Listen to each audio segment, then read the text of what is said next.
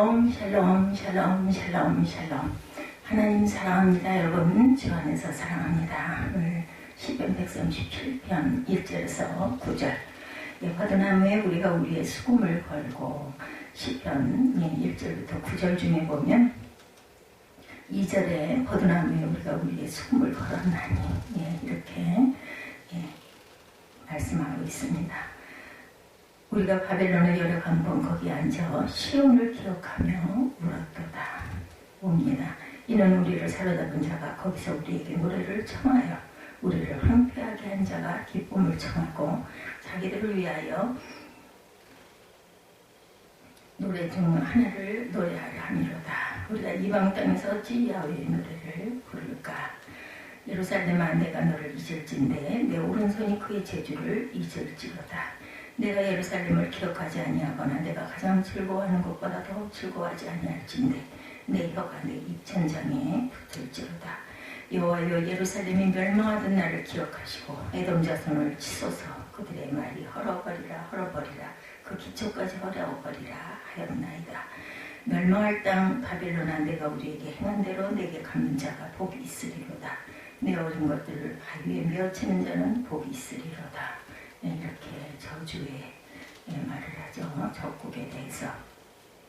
시온을 기억하며 울고 있는 이스라엘 민족의 아픔이죠. 이스라엘 백성들은 바벨론 포로 말리에 조국 예루살렘에 대한 애국적 향수에 이제 눈물 짓고 있습니다. 그리고 자신들의 원수에 대한 저주를 감추지 아니합니다. 그들은 제국의 감시를 잠시 벗어나 한적한 강변에서 하나님의 은혜와 축복을 생각하며 기도와 찬양을 하려고 모여 있습니다. 민족주의적 애국시가 아니죠. 그들은 단순히 나온 바 고향에 대한 향수를 달래기 위하여 모인 것이 아니고, 그들은 바벨론 강변에 포도나무가 줄지어 있는 곳에 모여 앉아 시온을 그리워하며 울부짖고 있습니다. 그들의 슬픔은 단순히 망향의 그리움이 아닌 하나님의 성전이 파괴당하고 도성이 황폐한 데 대한 아픔을 노래하고 있습니다. 지난날 하나님을 찬양할 때 쓰였던 수금은 그 소리를 내지 못하고 포도나무 가지에 걸어놓고 있습니다. 1, 2절에 우리가 바벨론의 여러 강변 거기 앉아서 시온을 기억하며 울었도다. 그 중에 포도나무에 우리가 우리의 수금을 걸었나니 이렇게 증거하죠. 양극화의 과거를 생각하며 옵니다. 그들은 찬란한 신정국가라는 무대에서 살아왔고 왕조시대의 영화 속에서 아쉬울 것이 없었던 과거를 생각하며 그들이 누렸던 축복을 기억하고 옵니다. 그리워하면서. 또 하나의 이유는 그들의 죄로 인해 하나님의 진노를 받던 때를 생각하며 흘리는 참회의 눈물이기도 합니다. 여호와긴 왕 제4년에 바벨론 느부갓네살에게 포로가 된 이래로 여호와긴과 시드기야에 이르기까지 환란의 연속이었죠. 그들은 계속된 만국의 쓰라린 한을 생각하며 하나님의 진노 때문에 울어야 했습니다. 두 번째, 거부할 수 없는 비참한 현실 때문에 웁니다. 하나님의 진노 때문에 울고 또한 비참한 현실 때문에 웁니다. 바벨론의 포로가 된 그들은 이제 자유하는 백성이 아니에요. 그저 포로입니다. 바벨론의 압제 아래 식민 통치가 자행되고 있습니다. 우리나라가 마치 일제 36년에 그 신라 통치를 받았던 것과 같죠. 따라서 선민으로서의 민족적인 수치는 말할 것도 없고 바벨론으로부터 인권을 유린당하고 재물이 송두리째 수탈당했습니다. 언젠가 돌아가야 될 시온에 대한 동경 때문에 또한 울고 있습니다. 세 번째로는 그들은 조부 아브라함과 이삭과 야곱에게 주어진 변함없는 하나님의 언약을 믿죠. 인간과의 관계는 변할 수 있지만 하나님이 약속한 곳에는 변함이 없습니다. 왜냐하면 언약의 주체가 하나님이시기 때문입니다. 인간과의 약속에는 분쟁과 파기가 있습니다. 뿐만 아니라 서로를 믿어달라고 장담하는 문서와 날인들이 난무합니다. 그럼에도 불구하고 지켜지지 아니할 때가 많이 있죠. 그러나 하나님께서 하신 약속에는 그러한 복잡한 절차가 필요가 없습니다. 왜냐하면 하나님은 약속을 지키는 것이 하나님 자신의 속성이시기 때문이죠. 신앙절개를 지키기 위한 충절을 노래하고 있습니다. 오늘 본문에 3, 4절에 보면 우리는 우리를 사로잡은 자가 거기서 우리에게 노래를 청하며 우리로 황폐케 한 자가 기쁨을 청하고 자기들을 위하여 노래 중 하나를 노래하려 함이로다. 네, 이렇게 증거되어 있습니다. 우리가 이방에 있어서 어찌 야훼의 노래를 부를꼬라고 합니다. 여기 노래는 노래의 말들을 이해해야 하죠. 이 말은 바벨론 사람들은 단순히 유대인들의 음악을 듣기 원했다는 말이 아니고 이스라엘 백성들이 하나님을 찬양할 때 익숙하게 사용하는 노래 가사를 듣기 원했다라는 겁니다. 바벨론 사람들이 조국을 잃어버린 히브리 청년들의 비통함은 아랑곳 없이 그들이 부르는 노래를 요구해 옵니다. 히브리 청년들이 부르는 노래의 주제는 하나님을 찬양하고 그를 기쁘시게 하는 노래입니다. 그것을 뻔히 알면서 그들의 이러한 요구를 하는 것은 유대인들을 조롱하기 위함입니다. 바벨론 사람들은 불멸의 예루살렘 성과 너희들이 믿는 전능하신 하나님을 노래해보라고 조롱합니다. 마치 십자가에 달린 예수를 조롱하는 것과 같은 것이죠. 마태복음 27장 42, 3절에 저가 남은 구원하였으되 자기는 구원할 수 없도다. 저가 이스라엘의 왕이로다. 지금 십자가에서 내려올지어다. 그들이 이렇게 저주를 하죠. 그러면 우리가 믿겠노라. 저가 하나님을 신뢰하니 하나님이 저를 기뻐하시면 이제 구원하실지라. 제 말이 나는 하나님의 아들이라 하였도다. 이렇게 조롱합니다. 이스라엘 백성들은 바벨론을 향해 우리로 황폐케 한 자라고 하고 있습니다. 불결한 이방의 낯선 땅에서 하나님을 찬양한 노래를 차마 부를 수가 없었어요. 유대인들에게 있어서 이방의 땅은 불결한 땅이었죠. 아모스 7장 17절에 야훼께서 말씀하시기를 내 아내는 성읍 중에서 창기가 될 것이요 내 자녀들은 칼에 엎드러지며 내 땅은 줄띠어 나누일 것이며 너는 더러운 땅에서 죽을 것이요 이스라엘은 정령 사로잡혀 그 본토에서 떠나리라 하셨느니라. 이렇게 증거합니다. 그들은 이방의 음식까지도 불결하게 생각합니다. 호세아 9장 3절에 저희가 여호와의 땅에 거하지 못하며 에브라임의 애굽으로 다시 가고 아수르에서 더러운 것을 먹을 것이니라. 이렇게 말씀하고 있습니다. 이러한 이방 땅에서 폐허가 된 조국을 생각하며 바벨론 사람 앞에서 노래를 부른다는 자체가 그들의 신앙심으로는 불결하고 불가능한 것이죠. 히브리 사람들은 이들의 간악함을 알고 노래 부르기를 중단합니다. 4절에 그렇게 나타나 있죠. 우리가 이방 땅에서 어찌 야훼의 노래를 부를까.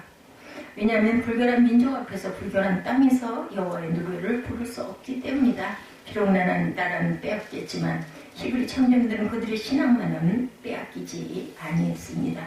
그렇기 때문에 바벨론 사람들에게 그들은 제 노래를 제공할 수가 없었어요. 왜냐하면 그들의 찬송과 감사는 바벨론 사람들과는 무관하기 때문이고 당시 유대인들은 원수 앞에서 노래하는 것은 자기 조국 예루살렘을 포기하는 행위와 같은 것으로 생각을 합니다. 본문의 예루살렘에 내가 너를 잊을진데 내 오른손이 그 재주를 잊을지로다 라고 합니다. 그들은 포로인의 한을 씹으면서 바벨론 사람 앞에 수금을 연주하고 노래하는 것은 이적행위라고 생각을 하죠. 오른손으로 악기를 다룰지라도 그 악기는 제소리를 낼 수가 없다라는 말입니다. 6절에 내가 너를 나의 제일 즐거워하는 것보다 지나치게 아니할진대 라고 합니다. 이 말씀을 원문에 따라 직역하면 만일 내가 나의 기쁨의 머리에 예루살렘을 놓지 않는다면 이 됩니다.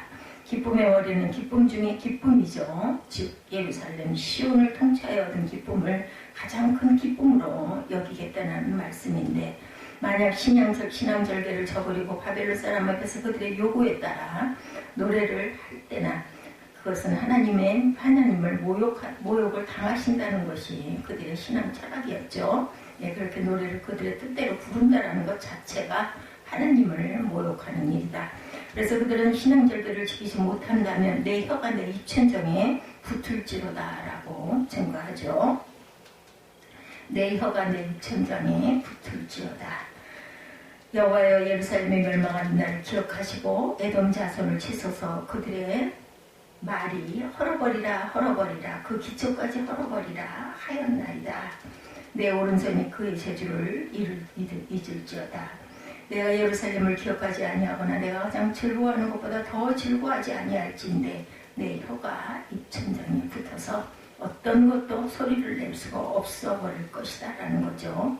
에스겔 3장 26절에 내가 내 혀로 내 입천정에 붙게 하여 너로 벙어리 되어 그들의 책망자가 되지 못하게 하리니 그들은 패역한 족속이니라. 같은 이런 내용을 여기서 에스겔 3장 26절에도 고백되어져 있습니다.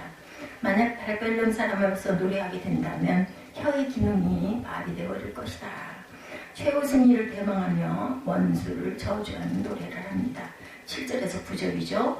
여호와여 예루살렘이 해봤던 날을 기억하시고 에돔 자손을 치소서. 저희 말이 회파하라 회파하라 그 기초까지 회파하라 하였나이다. 여기서 성경 개혁 성경에는 헐어버리라 헐어버리라 그 기초까지 헐어버리라 하였나이다 이렇게 증거합니다. 이 같은 멸망할 바벨론 내가 우리에게 행한 대로 내게 갚는 자가 유복하리로다.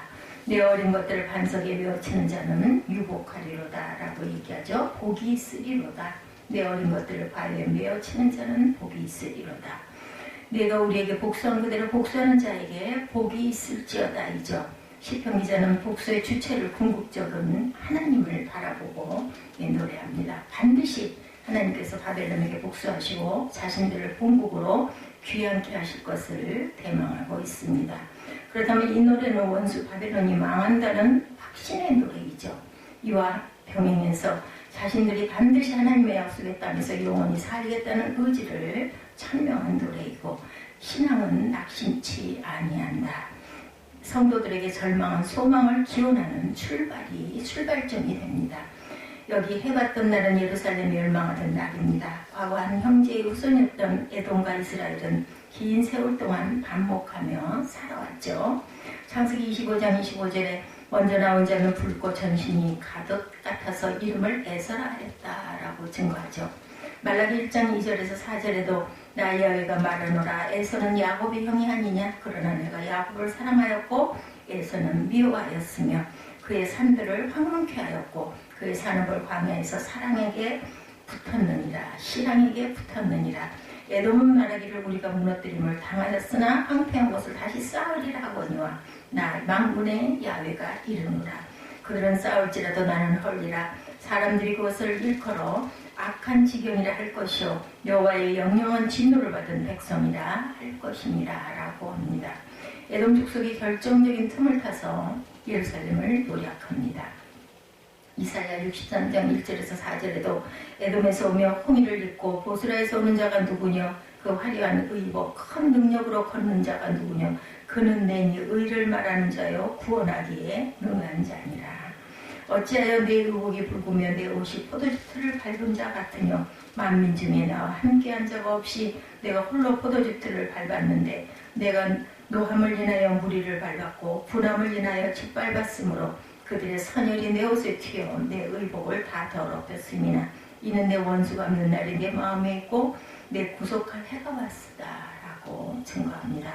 에스겔 25장 25절에 주 야훼가 말하노라 에돔이 유다 족속을 쳐서 원수를 갚았고 원수를 갚음으로 심히 범죄하였도다 이렇게 증거되죠.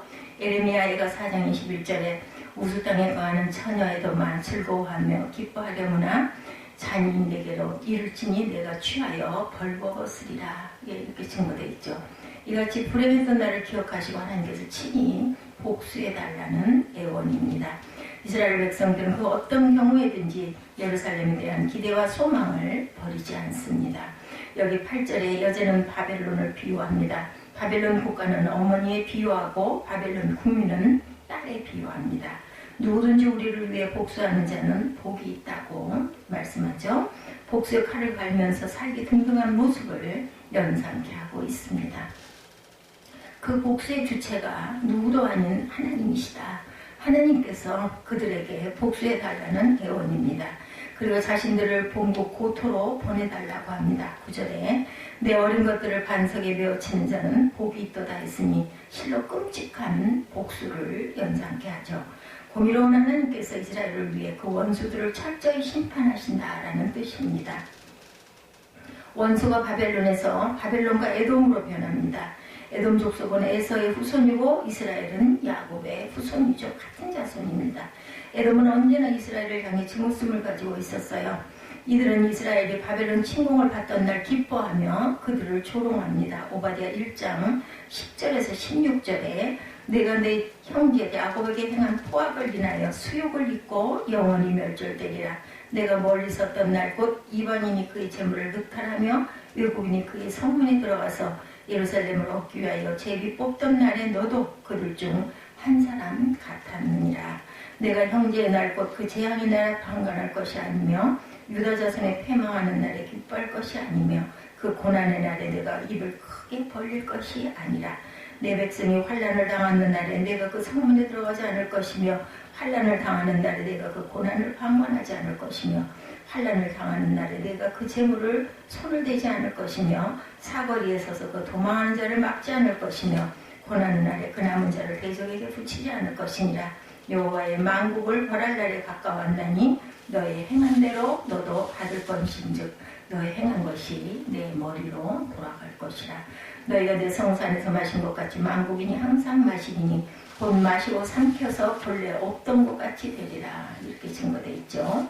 이들은 BC 586년에 남조 유다가 바벨론 느부갓네살의 침공을 받아 멸망당할 때 바벨론과 동맹을 맺고 유다를 공격합니다.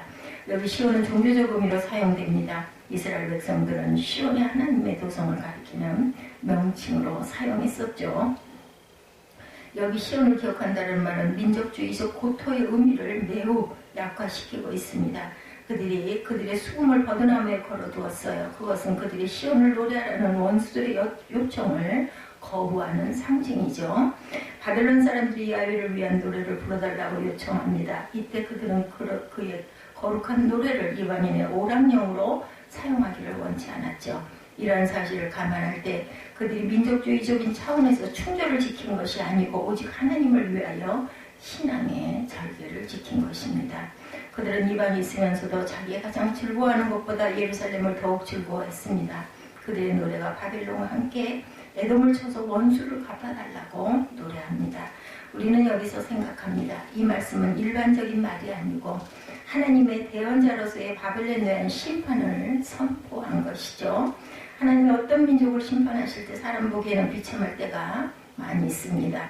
하나님이 어찌 저렇게 하실 수 있을까 하고 의아해하고 반문할 때도 있지만 그러나 우리는 배후의 원인이 되는 죄악이 하나님의 징계보다 더 비참했다는 사실을 볼 줄 아는 영적 눈이 있어야 합니다. 우리는 구약에 있었던 민족의 죄악이 극도로 관영했을 때 하나님께서 친히 벌하신 사실을 여러 차례 봅니다.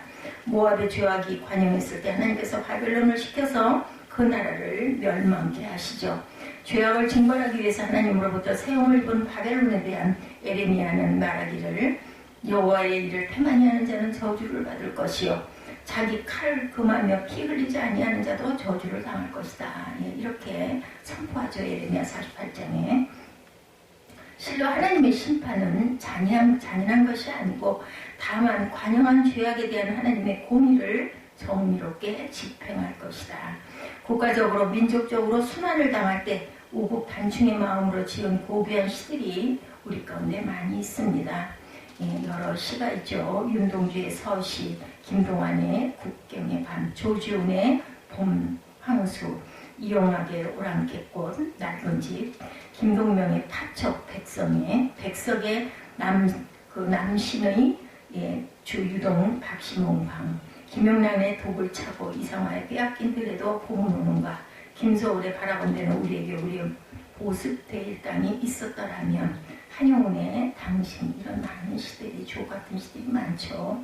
윤동주의 서시, 김용준의 울밑에선 봉선화, 서정주의 자화상, 김동완의 국경의 밤, 이런 많은 시들, 그 나라를 사랑하는 마음에 그런 선포의 시들이 많습니다. 여기 이스라엘 백성들은 바벨론의 여러 강변 거기에 앉아서 버드나무에 그들의 수금을 걸고 시온을 기억하며 웁니다. 그들의 그 한 맺힌 노래는 빼앗긴 땅 조국을 생각하며 부르던 우국지사들의 노래와는 다릅니다. 병자호란때 조선의 부녀자들은 청나라에 의해 강제로 끌려가죠. 그들은 볼모에서 풀려나온 복린대군과 함께 다시 고향으로 돌아옵니다. 그러나 그들의 고향에서는 이미 더럽혀진 여인들을 환영할 수 있는 처지가 못 됩니다. 생각 끝에 인조대왕은 조선 팔도에 흐르는 강물이 그들의 몸을 씻어 환향녀, 회향녀라고 이름을 붙여서 고향으로 돌려보냅니다. 그래서 이 여인들은 조선 땅에 흐르는 여러 강물에 원치 않게 더럽혀진 자신의 몸을 형식적으로만 씻어야 했어요. 이스라엘 백성들의 눈물은 조선 각도에 흐르는 강물의 몸을 씻으면서 울부짖는 여인들의 통곡과는 다르죠. 이들은 시온을 생각한 눈물입니다.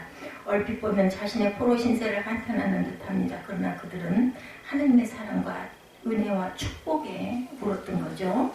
그 하나님의 사랑이 조국에 대한 사랑과 예루살렘 성전에 대한 뜨거운 열정으로 성화가 됩니다.